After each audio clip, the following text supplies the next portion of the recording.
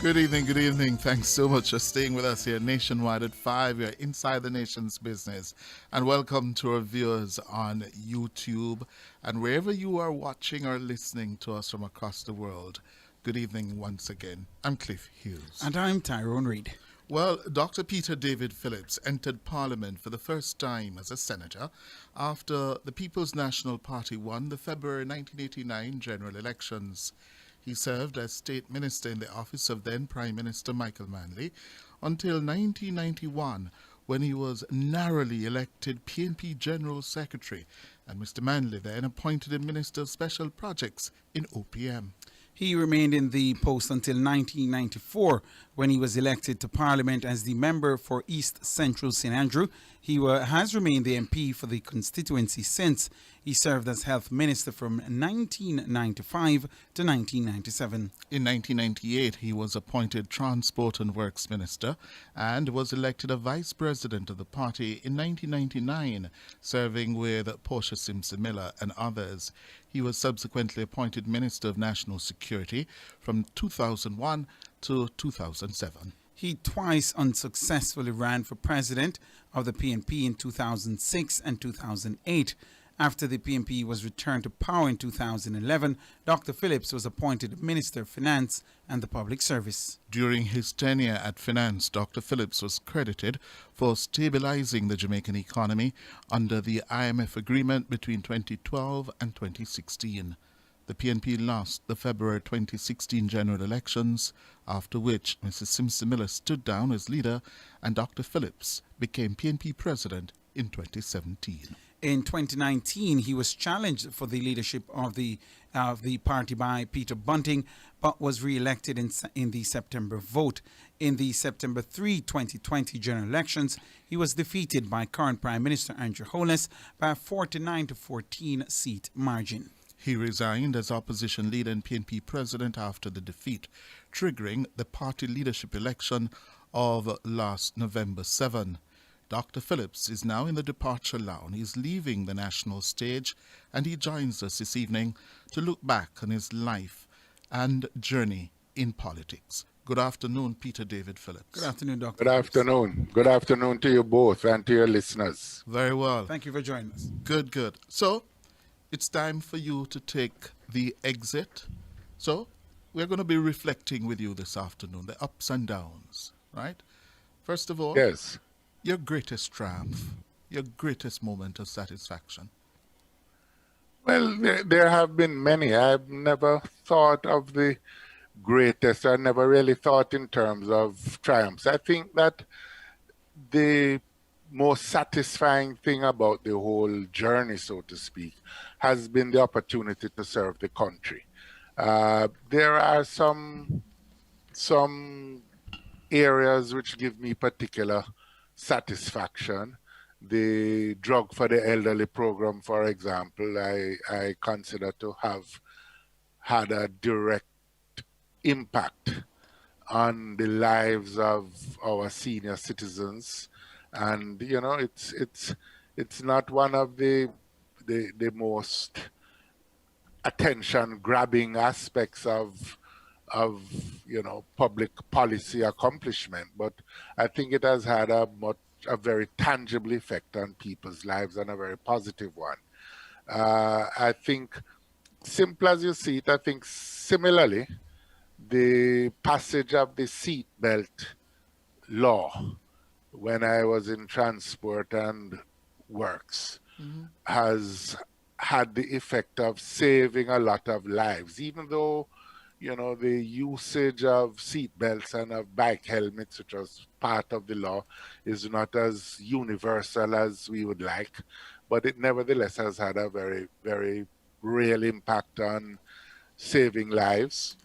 Perhaps the most challenging was in the Ministry of Finance, and the Ministry of National Security was probably the most testing of all, because it's still an area of great challenge for the country. Mm-hmm. Finance, great challenge, but when you look back, many people give you credit for starting the hard work, the heavy lifting, or accelerating the heavy lifting yes, in that Yeah. administration. During that period, Dr. Phillips, you can now talk. You're now relieved of public office. Yes? What was the most difficult moment?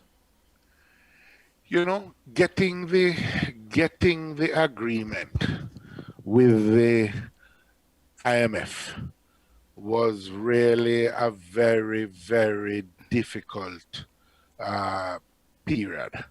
The much has been written by it. I think the Financial Times had a series of articles last year or year before, really setting out the history of that to some degree.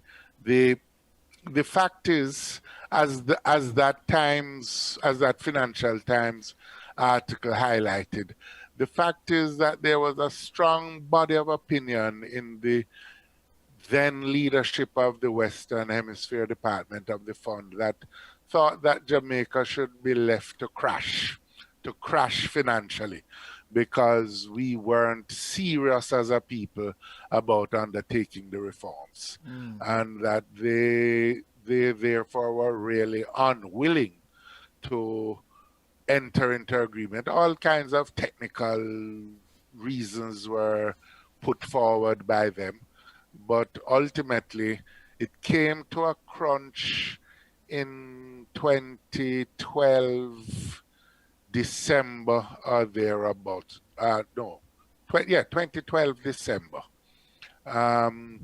when I had to reach out to the Congressional Black Caucus and the Friends of Jamaica who were there. We had to, as did the Prime Minister also, that is to say, Mrs. Simpson Miller.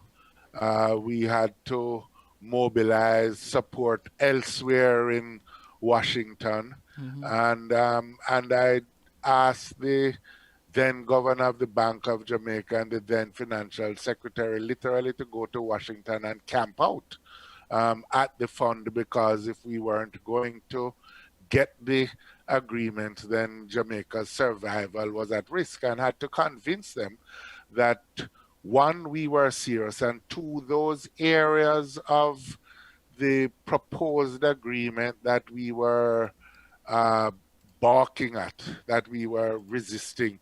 We were not resisting because of an unwillingness to reform, but we were resisting because they were just impractical. So we had a very it was a very testing time, and it came to a head in the May after I had presented the budget in 2013. It came to a head because just as I was about to close the budget debate, and at that point I really, we didn't yet have an agreement, and I was determined that I wasn't going to close the budget debate without an agreement, because without an agreement we couldn't finance the budget. And so in effect at that point, I decided to roll the dice totally. I called the managing director of the fund and basically explained that I had two speeches prepared to close the budget. One, I would give the normal closing speech if we had an agreement, but if we didn't, I could only go to the parliament and said I resign. And what happened really was that the day before I was to close the budget, the board of the fund met and approved the Jamaica program. Okay. So that was a little bit like Russian roulette at that point in time. All right, hold the line for us, Please hold Dr. the line for Phillips. us, Dr. We're up on our first break.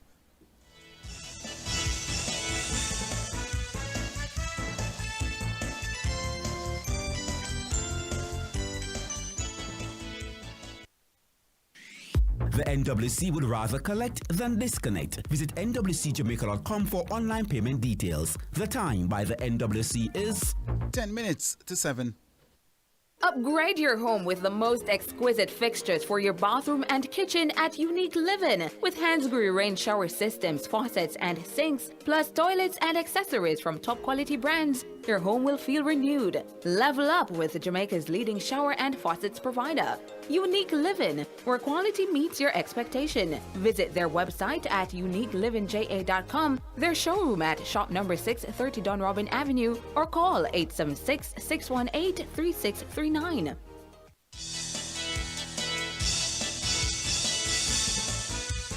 Thank you so very much for staying with us, listeners. We are talking with the former PNP president, former leader of the opposition, former finance minister, former national security minister, a man who has worn many hats in public life, Dr. Peter Phillips. Of course, he is in the departure lounge, and we are speaking with him about his journey in public life.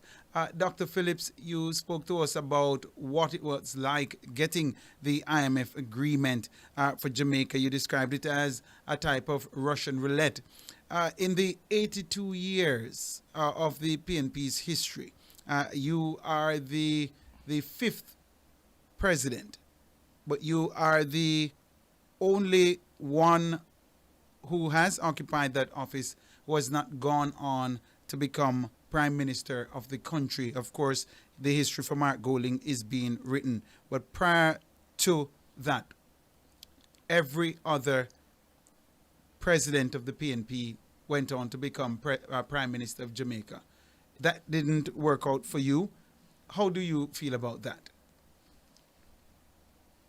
You know, I'm disappointed that we didn't win. And there is a lot that one could analyze about how to go forward. The truth of the matter is, part of the answer to that question just has to do with my taking up the post of president at a particular point in my own life cycle, because there was always going to be one shot at this office, so to speak. You know, Norman Manley lost the 44 elections, lost the 49 elections, but won the 1955 election. So that it was he was in office for 18 years before. That was never a possibility in my case. And one can argue the pros and cons of whether I should have taken on the challenge in 2017.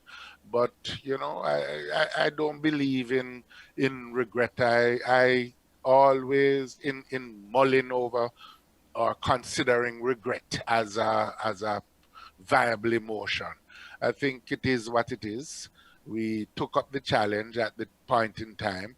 The greater part of the challenge, in my view, really would have been to oversee not just an election campaign for the PNP, but a fundamental process of rebuilding of the party without an eye to elections, in much the same way that I think when the full history of the 1983 no contest decision of the PNP is written up in the 1983 elections, that the central issue, I believe, preoccupying Michael Manley at that point in time was whether contesting the elections, one of the central issues, was going to set back or delay a rebuilding process, which he considered very necessary to resolve issues of philosophy, of policy direction surrounding the IMF, interestingly enough,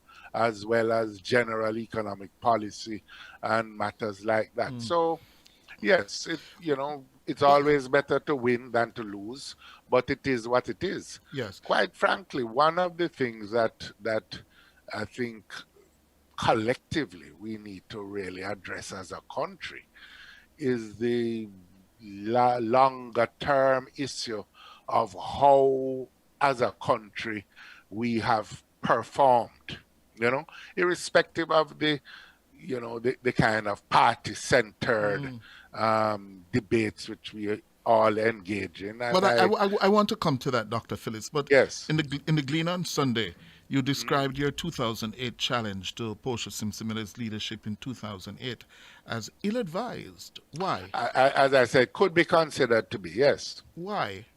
Why Why, ill-advised? in hindsight, and hindsight is always 2020 Uh-huh. vision, but we were contesting to establish a point. And the point was that in every defeat that the party had incurred prior to that, PJ Patterson never having had any because he won all his contests. He took over as prime minister and demitted office as prime minister. But all the party leaders that had suffered defeat had offered the party a chance to exercise judgment as to whether they should remain or depart, and that was an important tradition to be to be secured and reinforced. But that, That but that. message was lost, and in the process, what we did was to dislodge another tradition, which was the tradition that you don't challenge a leader in office, so to speak, which had served us as a party throughout the years. There had been some minor, meaningless things from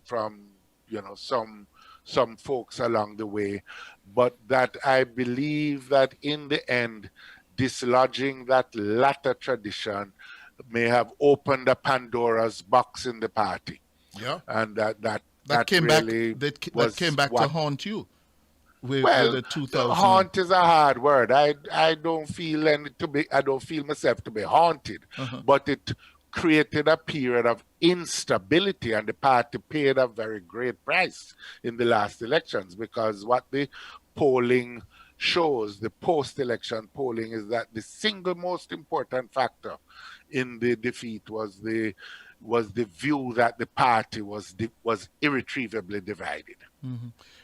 There's a sense that I didn't know until the run up to last year and the general elections. Yes? Is he hearing me? Are you hearing me, Dr. Phillips? Yes, I'm hearing you. Good. The extent to which so many of Mrs. Simpson Miller's supporters haven't forgiven you for not only that 2008 challenge, but they feel that you pushed her into the February 2016 elections 1 year too early. That many of them haven't forgiven you for that. What do you say to them? Well, I don't have the same sense of it. I can't dispute it, of course, but many of her supporters supported my assumption of the office of president in 2017. I think the vast majority did. Hence, there was no contest. But about 2016, it wasn't. Certainly, I wasn't pushing anything. It was a decision that she took about at the time. What I do know is that in the middle of a program, of an IMF program, and continuing a program, there were many issues surrounding particularly wage negotiations that would have been best got out of the way before, in my own calculation, and I set these things out. Not not only wage negotiations, but a very austere budget that would have been necessary to continue the program of reducing our public debt. And it's one thing for a new administration to come in. It's another thing for an administration in place to continue a program of austerity. I think we came very, very, very close to winning, as the results show, and I think that the fact that we didn't win really had more to do with the vagaries of the campaign rather than any fundamental issue with the timing of the elections. There are political analysts who feel, Dr. Phillips, that the Jamaica Labour Party is ahead of the PNP because when the opportunity came for it to reinvent itself and to retool, it did so by choosing a young leader that appealed to a wide cross-section of the Jamaican population. I'm asking you this question not as as the former PNP president, but as a political mind, do you think the PNP should have sought to go for a younger president after Portia Simpson Miller stepped down in 2017? Do you think that would have aided the party in terms of its standing right now? You know, I will leave it to the historians and the analysts, as you call them, to determine the what ifs. I would say that the consideration in choosing a president of a party or a leader of any party goes beyond just the mere issue of age. I think there are lots of other questions which arise in making that choice. At the point in time, just to set the record straight, at least from my own perspective, I debated with myself long and hard whether to accept the call to offer myself for the office. In part because the whole question of just how much more time did I have and what were the challenges of the moment. And I pulled a group of confidants around me and asked the question very frontally, why should I do this? And the answer that I got and accepted, probably I ought to have thought further, but was that in the context of the divide which you have spoken to earlier, that I was most likely to be the one who could forge a unity in the party. As transpired, that unity was to elude us, but not from the same divisions that were around before. And that's what caused me to make the comment about 2008 as I did earlier. So the news today that, listen, we are now likely to see another round of contests in the PNP and possibly more bloodletting. Paulwell up against Angela Brown-Burke for chairman, Natalie Nita up against Dayton Campbell, it is being reported this evening. Yes? Well, you are more up to date than I am with some of these things. I'm trying not to get involved in the cut and thrust of internal PNP politics at this point in time. But is the party would be plunged into further divisions and turmoil for a contest for chairman and general secretary? It has always had a contest for general secretary. In your own case, I recall back in 91, thereabout, you defeated Michael Peart by only what, 2-3 votes? Despite the full... it was about 11 or 12. 11 or 12. Despite the full backing of Michael Manley at the time. So there's that tradition.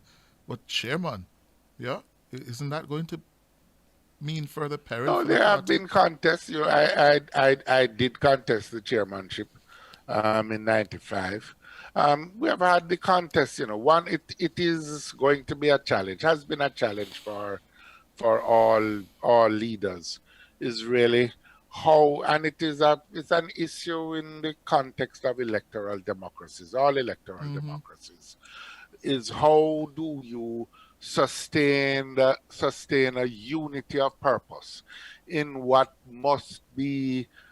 inevitably is going to be a party with diverse factions, if you will.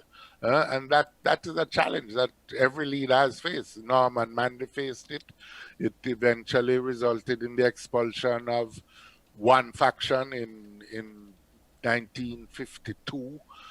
He faced it further in the whole debate on the federation issue, where the party itself was divided, which contributed in significant measure to the defeat in the referendum. Michael Manley, as you know, from your own experience, Cliff, because you were old enough to have lived through it, and know in the 70s there were those divisions too. Yes. And in a sense, going into the 80s, it was the fact that those accommodations had not been arrived at sufficiently. That was, at least in my view, Yes. one of the factors in the 1983 no contest decision that was taken by the NEC, with Michael insisting, but it wasn't a unanimous kind of decision. Yes. And you've always had these, and no doubt the new leader of the PNP, Comrade Golden, is going to face this challenge too. Yes. Let's look forward now. Yes. You, given your vast ministerial experience, yes, several ministerial portfolios over the years, and party president, opposition leader, why put on your hat as a development economist? Yes? Why do you think Jamaica has not done better economically and socially in these past 58 years of independence? That's the big question that I want to spend some time thinking about, reflecting on, because when you take stock of the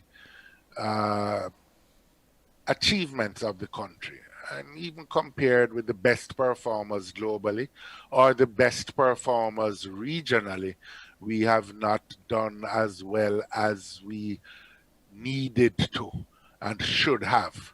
If you look at, we have not had, since the end of the 60s, we haven't had any sustained growth. We have had periods, episodes of growth, but nothing sustained, nothing in the order of a Singapore, for example, or a Barbados, or to come closer to home, and some of the better performers in the rest of the Caribbean, the Dominican Republic. We have, our murder rates have increased in every decade from 1960 till now, and we have among the highest rates of murder and of violent crime in the world. We have had a declining level of public integrity, or of integrity in public life. It still bedevils us despite various legislative efforts, and even in the areas where we have had some success in education and democratization of education, for example, we still underperform insofar as we leave 50% But the of question each is why. cohort. The question is why. I want to hear you on why. No, the question, I can only have hypotheses on the why. Part of the answer, I believe, is that we have not managed as a country to arrive at a serious consensus about our priorities. That's one. I think that we have also not paid enough attention on just sustaining our key institutions and the integrity of our institutions. The police force, for example, our criminal justice system, more broadly defined. We haven't made we haven't arrived at the consensus about how we're going to spend budgets, which priorities are we going to pay attention to, and we have allowed standards to deteriorate. But these are, so to speak, hypotheses, things that I believe to be true.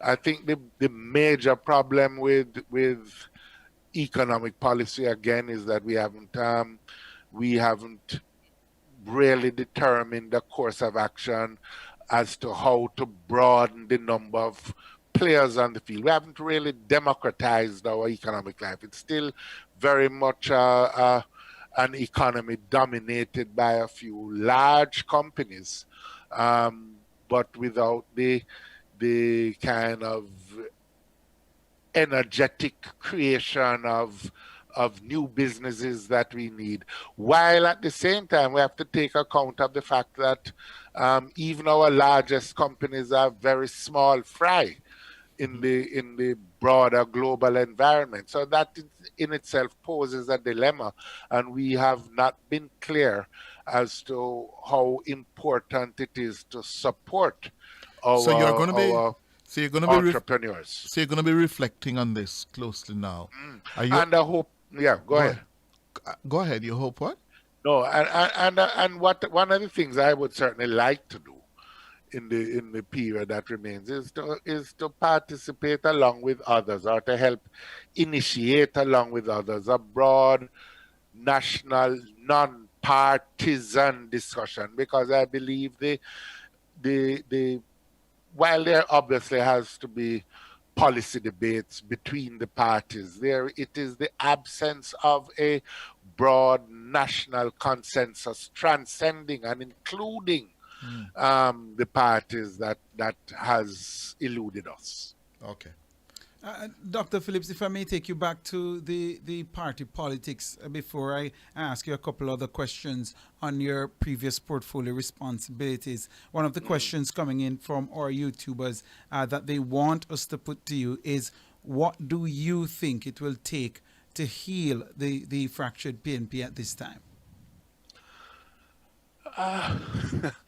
I think it is going to take a number of things. First of all, it's going to take the exercise of leadership to incorporate all the diverse elements in a sincere dialogue and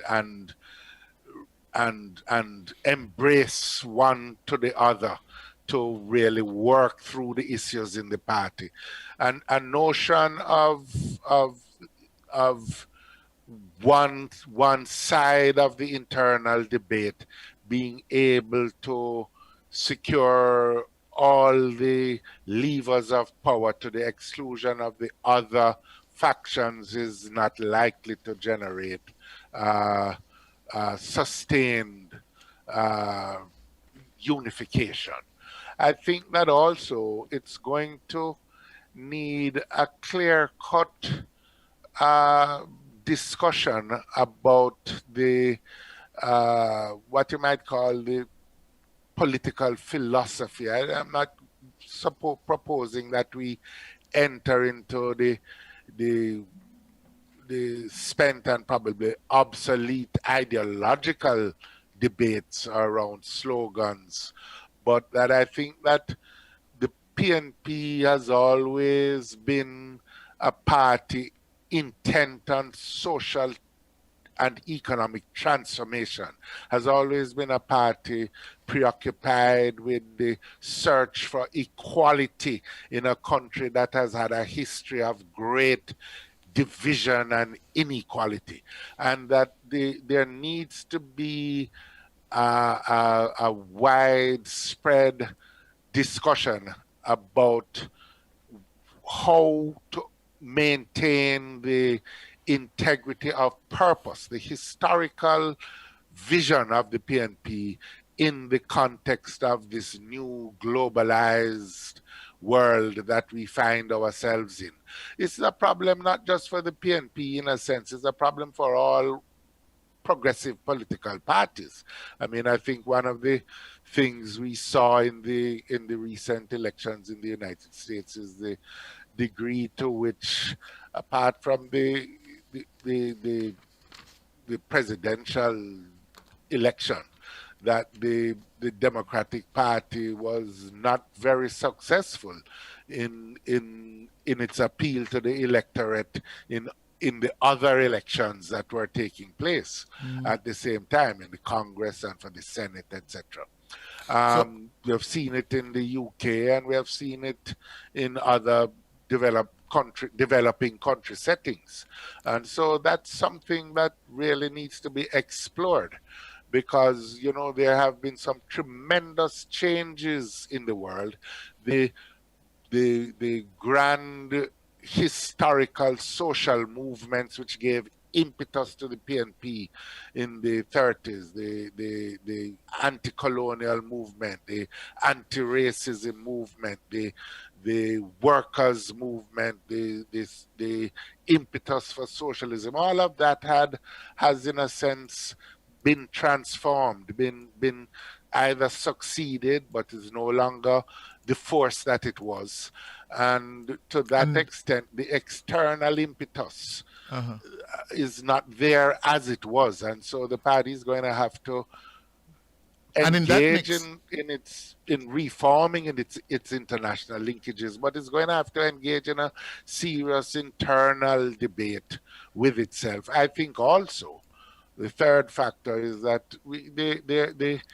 it has to try to knit together the and in all of these areas we attempted some of this, but it has to try to knit together the various currents of progressive thought that remain both in relation to new issues such as environment, a very current issue, and the protection of the environment, issues relating to human rights and the protection of human rights, issues relating to the culture and the enrichment of our national culture, all of which were well, not all of which, but that in that regard, particularly in the culture, was an important part of our discovery of ourselves as a nation.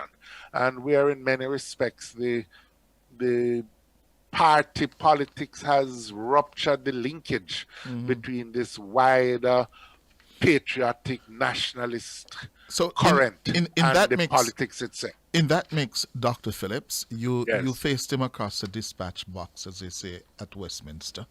Yes, and you would have seen him grow into the job. Yes? Your assessment of wholeness as a political force and leader in the country. Well, there's no doubt that I hesitate to venture into this regard, but there's no doubt that from the beginnings in 2012 that he has certainly grown in that job to some degree. But there's also he has developed his own style of politics. There's much that I disagree with. What I'm trying to avoid venturing into the hurly-burly of the partisan debate at this point. Coming in from Twitter, Dr. Phillips, we're trying to just incorporate a few of the questions. Someone here is saying they'd love to hear what you would do differently if you could go back in time, and your thoughts on your announcement about 2 or so years ago that the PNP will return to its democratic socialist roots. So what you would do differently if you could go back in time, as well as your thoughts on the announcement that the PNP will return to its democratic socialist roots. No, well, I don't know. I didn't say. I said we must always recall our roots in the socialist ideal, which for me means the perpetual search for a more equitable society. I find that sloganeering doesn't really help much because it means different things to different people. What I think I would have loved to have done more of is really the renewal process in the party, this debate, this internal debate about what we stand for, who we are, what are our longer terms social and historical purposes as a party, and how will we manifest them now. I think we set out some of the areas at each one of the conferences. I tried to emphasize the issue of land and which has been around the more equitable distribution of land to enable both new agricultural producers to get underway and to build new communities, because as I said, the people that we call squatters are not there because they're worthless or won't work hard, but really because they have been denied opportunities. And this issue of of how we utilize our land has been with us.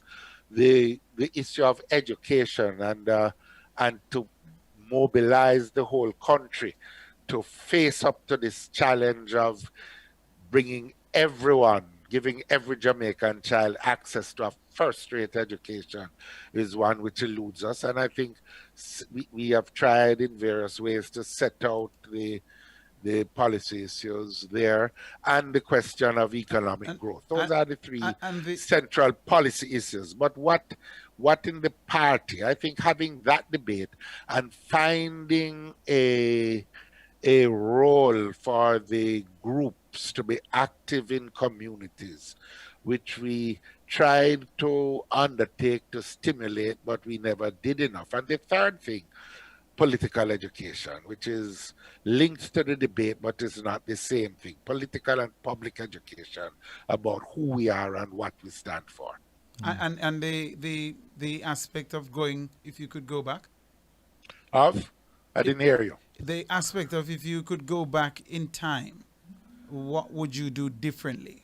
In time? Yes. Well, that's what I was saying. Yes, It those depends things. on how far back in time.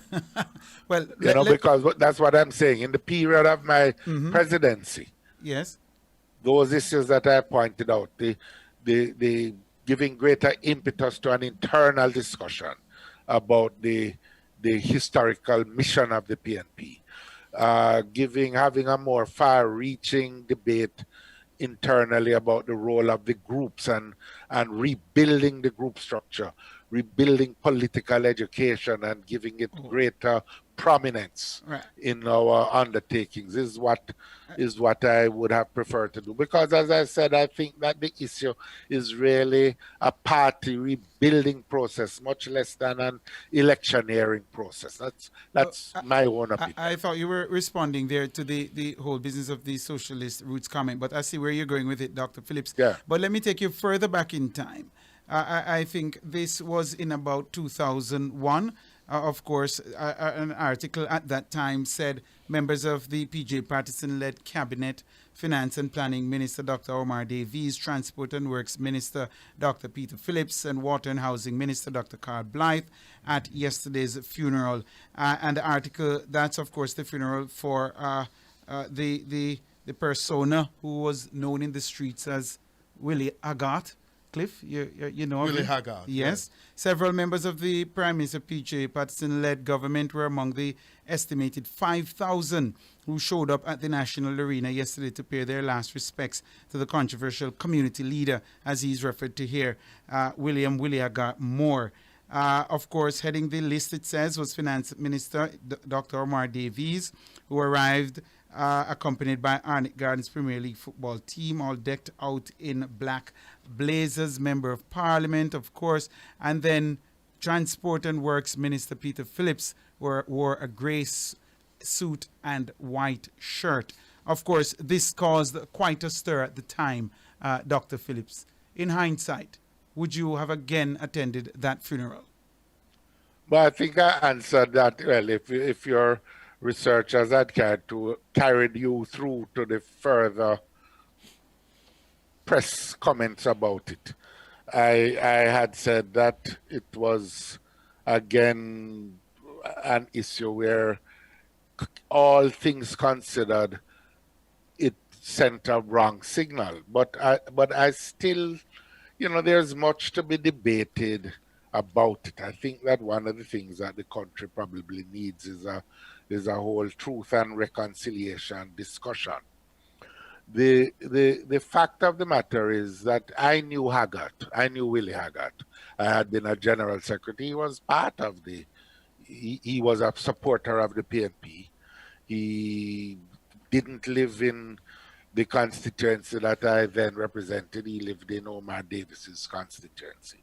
And I kept making the point at the time that, I've never been to somebody's funeral as a validation of the life of the person. You usually go to a funeral because you know the person, you want to provide comfort to the family or some such. Now, I realized the confusion that my attendance had created when I visited the sixth form at Arden High School sometime afterwards, and I was asked the question by youngsters in the sixth form at the school, and I realized then that symbolic communication, just the mere fact of attending, was sending a particular message, which all the details of it would not have reached through into that young man's mind. And therefore, what he was seeing is the reputation, so called, about Haggart, which reputation really everybody wrote about after his demise, but which was never as widely discussed or presented, and I don't even know if it was factual while he was Really, Dr. alive. Phillips? Yes, Dr. Phillips? Really? Really? No, His His no, reputation, look here. his Let me say reputation this, was Cliff. legendary and feared. Cliff. Yes. Let me say this to you. As a former Minister of National Security, there are many people of supposed high repute who ought not to have it, but who the society is willing to just approve. And there are many people who are conjured up, maybe I shouldn't use that word, who are described as demons, quote unquote, and who have a reputation and who have interaction with those same people in high society. In Jamaica, it's part of the division of Jamaican society, which we're going to have to really come to terms with in the thing. But to summarize it all, But it Dr. was Phillips, an ill-advised. It you- was an ill-advised venture. part of the difficulty that we have as a country today is that when we speak with politicians in the departure lounge, here you are saying people in high repute, you were the Minister of National Security, yeah? Yes. You were a member of the cabinet. What did you do to bring down those people of high repute who are really criminals in in suits? Look at it this way. Yes. Look at it this way. There is a vast difference between intelligence and evidence. But wherever we came across evidence, we acted on it. Wherever. And that involves people of low repute as well who were politically connected to the PNP Bolby. at the time. Bolby. But well, there were many, more than some of greater notoriety There were than many. others. Dan Bolby. But there were no holy cows on my watch. Dodos. None whatever. Dodos. Eh? None whatever. On the other side, right? None whatever. There wasn't green or orange stripes Yeah. when it came to criminality or even to actions within the police force, where we had, and I dare say would still have a problem. Unfortunately, a lot of these criminal elements have very, very close ties to political parties. You mentioned something I want to go back to, Dr. Phillips. You said the country is in need of a Truth and Reconciliation Commission. Of course, it is an issue that has been mooted for many years now. There was one, the UNDP. The UNDP sponsored a process. I don't remember the exact years now. It would have probably been in the early part of this century. But it never went. Well, it certainly didn't have the impact of, say, what happened in South Africa as far as Truth and Reconciliation was concerned. Indeed. And so my question to you is, what would Dr. Peter Phillips confess to a Truth and Reconciliation Commission? I don't have anything to confess to. I think there's a discussion that still needs to be had. I don't have anything to confess to. Dr. Phillips, the COVID-19 pandemic is upon us. Yes? Yes. And is this the biggest crisis the country has faced since independence in 62? And your assessment of how it's being managed? It certainly is a huge challenge. It probably is, although in because of its impact in a pretty short period of time, there is I think that the country has managed to contain the spread to some degree, from what I can see, but it certainly is not over, and I don't think we have made we have not yet fully confronted the economic effects of this, as which are still upon us and which are going to intensify.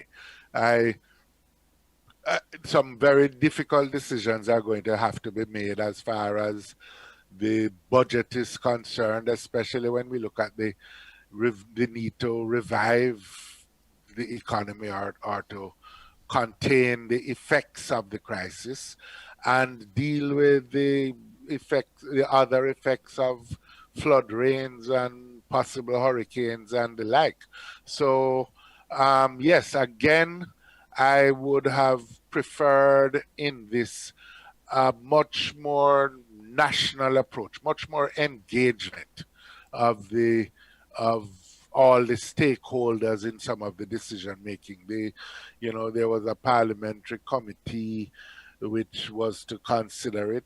It really hasn't been meeting, and again, it was, as I had indicated when it was being set up, it didn't really meet uh, my own view of the need for a whole of country approach as distinct from a whole of government approach.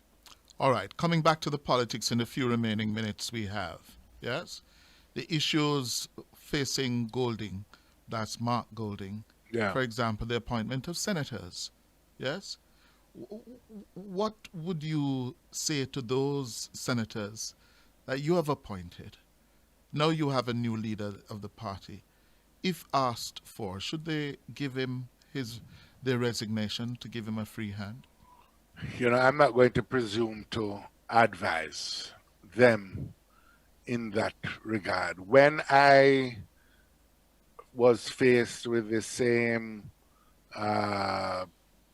issue, that is to say, when I assumed the leadership of the party, there were senators in place.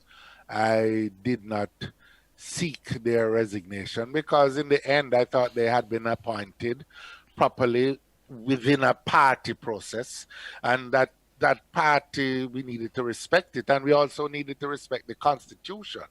They were, all of them, properly qualified within the Constitution to sit, and each senator needed to be guided by their own views, their own conscience, their own sense of what they should do. But I certainly did not insist on any resignation because I thought it would have been particularly divisive. You said insist. Did you ask? No. And so, if you were to advise Mark Golding, I know you're I saying would not presume to advise him. you. I really wouldn't. It's tough enough what he's faced with. Doesn't need advice from me. It certainly doesn't need public advice from me. You'd give it quietly. If asked. Let me ask, is there any truth to the suggestions I'm hearing that you wanted Lisa Hanna to win? I was absolutely neutral in every way I could be. I participated. I offered no advice to anyone in that contest. I did not vote myself, and I tried to avoid commentary, public or private, in it. Now, there's no doubt that more of the people who supported her were part of my own campaign team, but the good thing is that there were some who were also supportive of Mark Golding. So, but... And I gather an overwhelming majority of the delegates from your constituency, East Central St. Andrew, voted for Lisa. I had not one discussion with my delegates. My delegates in East Central have voted their own conscience, their own mind. But I certainly did not tell them. In a strange way, and it came up in relation, even earlier, in relation to the previous vice presidential contest. I have over the years formed a view that party leaders ought not to influence contests like those that flow for the leading offices of vice presidents, etc. That what you really need to do, people need to have a belief in the impartiality of the office, and that you would play fair and square. And I've sought to do that. I think that there are some who have not believed that this is so, but you can only answer your own conscience in these regards. Dr. Phillips, turn your attention now to East Central St. Andrew. We're discussing the delegates there. Have you settled on a timetable in your mind as to when you will depart as Member of Parliament? No, I haven't settled on a timetable. As I have indicated publicly, it's a discussion that I need to have with, one, my own constituency leadership, two, the party leader, and taking account also of my own personal interests and needs. And out of that dialogue, we'll arrive at one. Will that dialogue take you up until the stipulated end of this parliamentary term? I really don't know. I haven't arrived at a timetable. So therefore, I put it to you. There's an argument I hear in political circles that you dare not leave it now because the party will run a serious risk of it being defeated in a by-election in East Central St. Andrew, especially after your less than 1,000 vote majority in September this year. In many places, people think 1,000 is a very defensible notion, but in the end, with it all, I have been at the crease. I have played my innings, and at some point, you either have to retire, not out, or you continue to bat. But these are decisions which have to do with the team as much as it has to do with my own capacities. So I'll take that decision when the time comes. Well, you're coming down from a very strong 3,000 plus majority to now under 1,000. Yes? What has caused the erosion? I think the party set up a appraisal committee, and we need to see what they have said. But I think that, again, there has been a sense in East Central and elsewhere that we suffered through some of those internal debates. And there was the issue of incumbency, which is one of the reasons why a successor may also do better. Because after a while, incumbency does have its effects. And East Central, whatever affected the PNP generally, would also have had its effect there, including the divisions that had emerged in the party as a whole. But it is a process that we're still considering. And there was a kind of more... there was evidence also of what I would call a increasingly transactional disposition in some sections of the electorate. Transactional disposition. You want to expound on that a bit more for us? That's a very nice way of saying. I mean, I think everybody has spoken about it. There was people are selling their votes. Highly individualistic and a flow of money that came to people for very personal individualistic needs as far as distinct from larger community-wide developmental issues, which had been typical of the politics in an earlier period. But as you have warned, Dr. Phillips, that is no longer just limited to national general elections, but even in internal party elections we're seeing that. And it is a dangerous pathway. Absolutely dangerous. How much of a threat is it to the internal elections? Well, as I said, you don't have credibility arguing nationally if it has become a a pattern on the inside, and it is something that has led, in my view, to the kind of corrosion of the party's integrity of purpose. So, But for some time. so I gather you are in support of opening up the electorate in terms of internal party elections, moving away from just having delegates, but to members in good standing and supporters. Is that so? Again, Cliff, I am trying hard as these debates arise inside of the party. I'm trying hard to really stay in the stands and watch the game. Well, you certainly have a view on that, don't you? I do, but I don't think it is correct for me, especially at this point as the new leader is getting into the saddle as such, for me to preempt any views he may have or the leadership may have in these matters. What is your greatest regret, Dr. Phillips, as MP? I've said I don't really live in the space of regret. I don't Or what you would really have done have. differently? If I could I put it don't another really way. have regrets. I take great pride. Every single school has been upgraded in the constituency. I have managed to get land ownership transferred to the citizens in many communities. I would certainly love to see more of that get underway, because I think it really will go a far way to solving a lot of the social ills of our inner city areas. I would certainly love to see an even sharper improvement in the schools and in those areas. But, the ills that beset the inner city communities are really solvable not at the level of the constituencies, but more so at the level of national policy. And,